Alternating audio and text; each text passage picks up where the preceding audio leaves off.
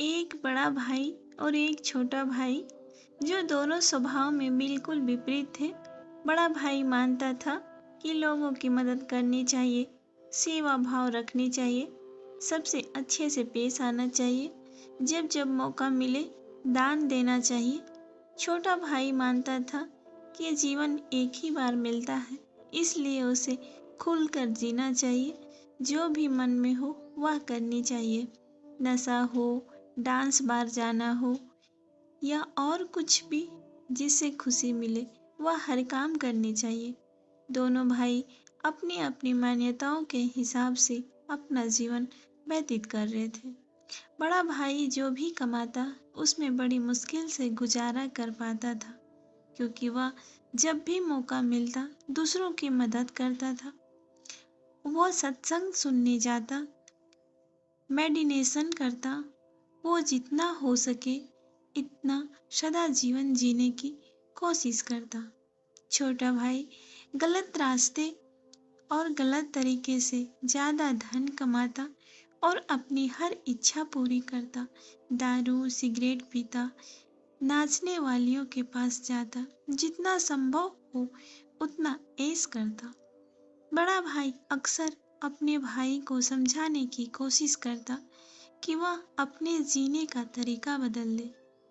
वो जो कुछ कर रहा है वो अच्छे कर्म नहीं है। लेकिन छोटा भाई उसकी एक न सुनता और उल्टा बड़े भाई को ही अपना जीने का तरीका बदलने के लिए कहता। वे दोनों ही एक दूसरे की बात माने बिना अपने अपने तरीके से जिंदगी जीते रहे। एक दिन बड़े भाई को घर लौटते वक्त रास्ते में चप्पल से कील घुस गई, जो चप्पल को चीरते हुए उसके पैर में घुस गई। उससे बड़ा दर्द हुआ। दर्द इतना ज्यादा था कि वह ठीक से चल भी नहीं पा रहा था, लेकिन फिर भी जैसे तैसे लंगड़ाते दर्द सहन करते अपने घर तक पहुंच गया। घर पहुंचने के बाद उससे बिल्कुल भी खड़ा हुआ नहीं जा रहा था।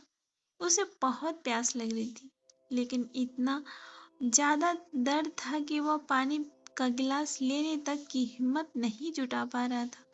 इसलिए अब बड़ा भाई छोटे भाई के आने की राह देखने लगा। थोड़ी देर बाद छोटा भाई घर आया। उसके चेहरे पर बड़ी सी मुस्कान थी। वह बहुत ज्यादा खुश लग रहा था। छोटे भाई को देखते ही बड़े भाई ने उसे पानी मांगा। छोटे भाई ने ठंडा पानी बड़े भाई को पिलाया और उसे एक क्या हुआ उसके बारे में पूछा। बड़े भाई ने बताया कि उसके पैर में कील घुस गई। छोटा भाई बड़े भाई से बोला, देखिए आप इतना सदा और सच्चाई भरा जीवन जीते हैं, बदले में आपको क्या मिला? और यह देखिए मैं कितना खुलकर जीवन जीता हूँ, इसलिए आज मुझे रास्ते में यह हीरे का हार मिला है। हमारे दोनों की परिस्थितियां यह साबित करती है कि मेरा तरीका सही है और आपका गलत। बड़ा भाई बड़ा परेशान था, फिर भी वह छोटे भाई को समझाने लगा कि नहीं, उसी का तरीका सही है। बड़ा भाई कह रहा था कि तरीका मेरा ही सही है, लेकिन शायद कुछ गड़बड़ है, इसलिए हम ऐसा करते हैं कि कल हम दोनों ज्योतिषी को अपनी अपनी कुंडली दिखाएंगे। वही बताएगा कि क्या दिक्कत है। वह जिस ज्योतिषी की बात कर रहे थे वह बहुत बड़ा जाना माना ज्योतिषी था। उसकी कोई भी भविष्यवाणी गलत नहीं होती थी। छोटा भाई हीरे का हार मिलने की वजह से बहुत खुश था, इसलिए वह भी बड़े भाई के साथ जाकर कुंडली दिखाने के लिए राजी हो गया। अगली सुबह दोनों भाई अपनी अपनी कुंडली लेकर उस ज्योतिषी के पास पहुंच गए। बड़े भाई ने अपनी कुंडली ज्योतिषी को दिखाई। उस कुंडली को देखते ही ज्योतिषी बोला, बाप रे बाप, किस अभागे की यह कुंडली है, यह तो अब तक मर गया होगा। बड़ा भाई कुछ नहीं बोला और फिर छोटे भाई की कुंडली ज्योतिषी को पढ़ने के लिए दी गई।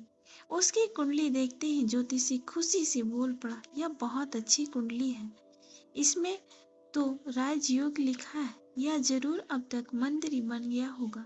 दोनों कुंडली दिखा देने के बाद दोनों भाइयों ने ज्योतिषी से कहा कि यह दोनों कुंडली उनकी है और आपकी भविष्यवाणी गलत है, क्योंकि ना ही बड़ा भाई अब तक मरा है और ना ही छोटा भाई मंत्री बना।